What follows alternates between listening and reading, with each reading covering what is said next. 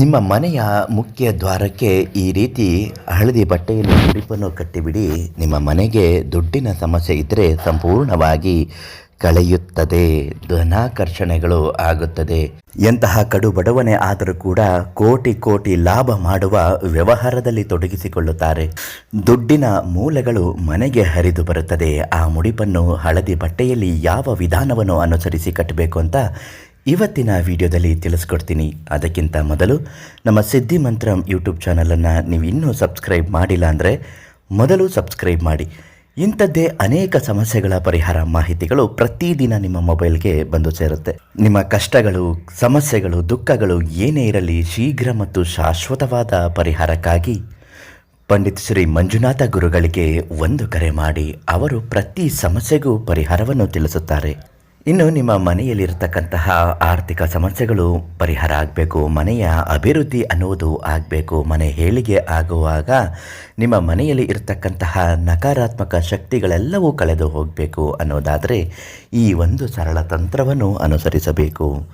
ಮನೆಯಲ್ಲಿರುವವರು ಎಲ್ಲರೂ ಆರೋಗ್ಯವಂತ ಕುಟುಂಬದು ಆಗಬೇಕು ಅಂತಂದರೆ ಶುಕ್ರವಾರ ಸಂಜೆ ಅಥವಾ ಮಂಗಳವಾರ ಸಂಜೆ ಗೋಧೂಳಿ ಸಮಯ ಸರಿಸುಮಾರು 5:30ರಿಂದ 7 ಗಂಟೆಯ ಒಳಗೆ ನೀವು ಈ ಕೆಲಸಗಳನ್ನು ಮಾಡಬೇಕಾಗುತ್ತೆ. ಅದರಲ್ಲಿ ಪ್ರಮುಖವಾಗಿ ನೀವು ತಲೆ ಸ್ನಾನ ಮಾಡಿದ ಬಳಿಕವೇ ಇದನ್ನು ಮಾಡಬೇಕು. ಏನು ಮಾಡಬಹುದು? ಒಂದು ಹಳದಿ ಬಟ್ಟೆಯನ್ನು ತೆಗೆದುಕೊಳ್ಳಬೇಕು ಅಥವಾ ಒಂದು ಬಿಳಿಯ ಬಟ್ಟೆಯನ್ನು ತೆಗೆದುಕೊಂಡು ಅದಕ್ಕೆ ಅರಿಶಿಣದ ನೀರನ್ನು ಹಾಕಿ ಹಳದಿ ಬಟ್ಟೆಯನ್ನಾಗಿ ರೂಪಿಸಿಕೊಳ್ಳಿ.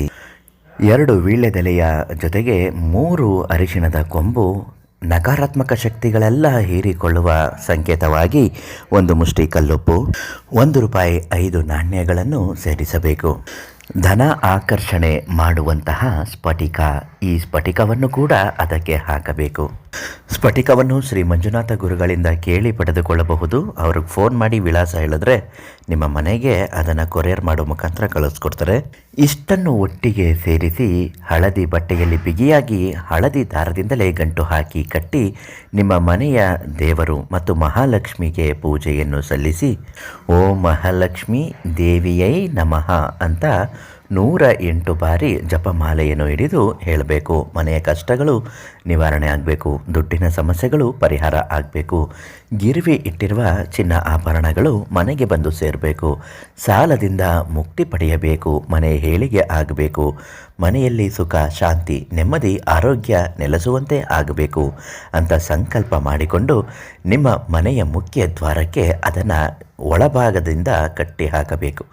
ಈ ರೀತಿ ಕಟ್ಟಿದ ನಂತರ ಅದಕ್ಕೆ ಮತ್ತೆ ಪೂಜೆ ಸಲ್ಲಿಸಬೇಕು. ಅದರ ಕೆಳಭಾಗದಲ್ಲಿ ನೀವು ಓಡಾಡುತ್ತಿದ್ದರೆ ನಿಮ್ಮ ನಕಾರಾತ್ಮಕ ಶಕ್ತಿಗಳೆಲ್ಲವೂ ಹೀರಿಕೊಂಡು ಸಕಾರಾತ್ಮಕ ಶಕ್ತಿಗಳೆಲ್ಲವೂ ಬಿಡುಗಡೆ ಮಾಡುತ್ತೆ.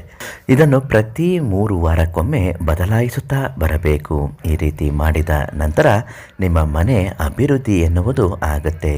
ಸ್ಫಟಿಕವನ್ನು ಕೇಳಿ ಪಡೆದುಕೊಳ್ಳಲು ಪಂಡಿತ್ ಶ್ರೀ ಮಂಜುನಾಥ ಗುರುಗಳಿಗೆ ಒಂದು ಕರೆ ಮಾಡಿ ಅವರು ಕೊಡುತ್ತಾರೆ.